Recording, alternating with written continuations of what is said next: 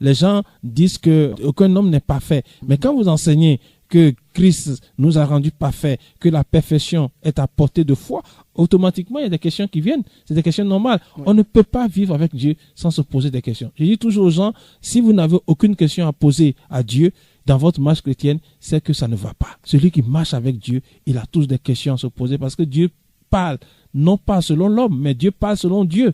Et il faut avoir forcément des questions à poser. Donc moi, je m'attends à ces questions-là. Et quand je n'en ai pas, c'est là où je me dis que les gens ne travaillent pas.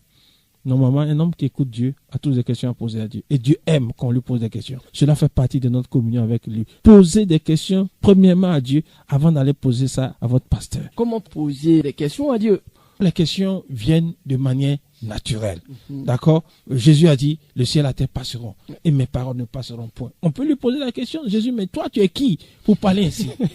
Pourquoi toi, tu peux dire que le ciel et la terre vont passer, tes paroles ne passeront point? C'est pas une agression, ça? C'est pas une agression. D'accord? Non. Dieu va vous répondre. Prenez un thème concernant l'amour. Jésus a dit, afin que le monde sache que j'aime le Père, levons-nous et partons d'ici. Pourquoi tu veux que le monde sache que toi et le Père vous aimez?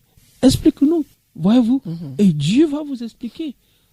On ne vit pas la vie chrétienne sans poser des questions. La Bible, c'est un livre qui pose des questions. Et parfois, Dieu met des choses dans la Bible qui doivent normalement nous amener à poser des questions. Je prends cet exemple-là dont on a parlé un jour. Abraham annonce à son fils Isaac que Dieu se pourvoira lui-même de l'agneau du sacrifice. Et Dieu envoie un bélier que Abraham sacrifie. Oui. Mais on peut se poser la question, mais voilà une contradiction. Abraham annonce un agneau et Dieu l'envoie un bélier. Pourquoi les rédacteurs de la Bible ne sont pas assis pour dire, bon, il y a agneau ici, il y a bélier ici. On efface, on met partout agneau, agneau. On efface partout, on met bélier, bélier. Il s'agit de Genèse 22, à partir du verset 6. Isaac, parlant à Abraham, son père, dit, mon père. Et il répondit, me voici, mon fils.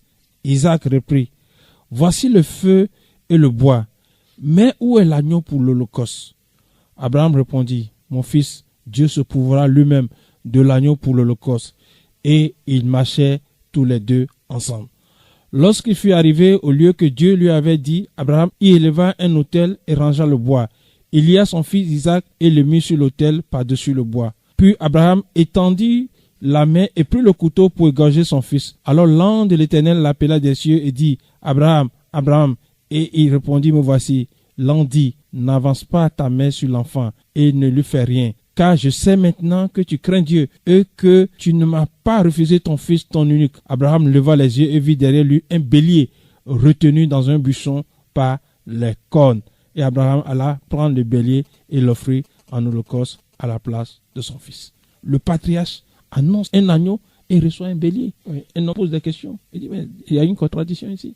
C'est ça. Et Dieu va te faire rentrer dans les secrets. Ceux qui ne connaissent pas la pensée de Dieu, ils disent la Bible se contredit. Mais ceux qui connaissent la pensée de Dieu, ils posent des questions à Dieu. Et Dieu va leur expliquer. Dieu va leur expliquer l'agneau, c'est le fils de Dieu.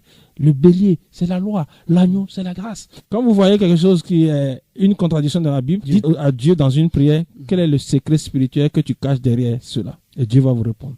Ne faites jamais ceci. Voilà, j'ai trouvé une contradiction dans la Bible. Voilà, j'ai trouvé une contradiction dans la Bible. Vous formez votre intelligence spirituelle à la connaissance de Dieu.